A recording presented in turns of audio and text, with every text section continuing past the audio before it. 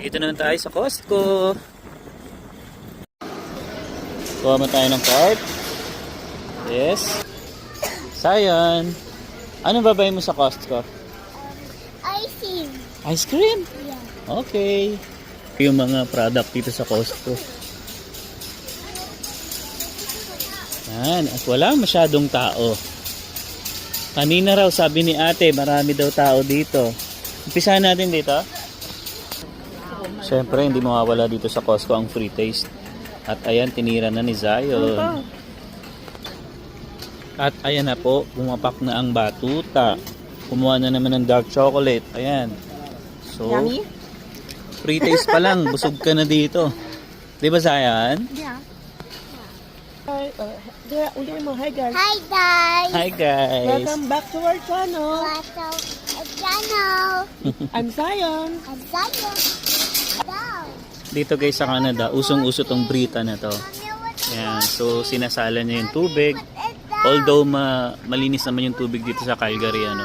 So ang presyo niyan is $33.99. Actually, ano siya, sale siya ng $9. Alright. Guys, may mga bike din dito. $499. So almost $500. Yan siya.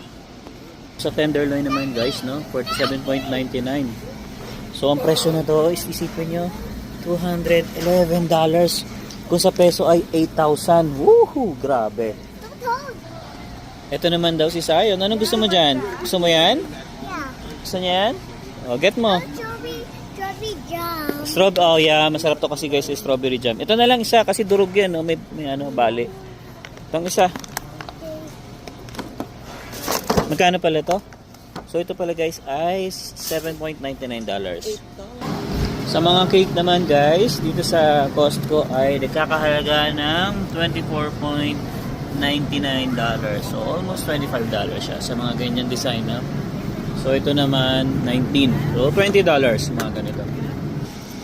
Ito guys, bumili kami na ito nakaraan, itong tilapia na to, no. Ibang klase, no, ibang kulay niya. Kasi mas mahal yan, no? Dati $10 natin nakukuha. Oo. 6 na ganito. Pero hindi naman sobrang ganito kalaki. No, ganito lang. Yan. Then hipon. Yan, dito kami bumibili ng ng hipon. Kuha ka. So kuha tayo ng isa.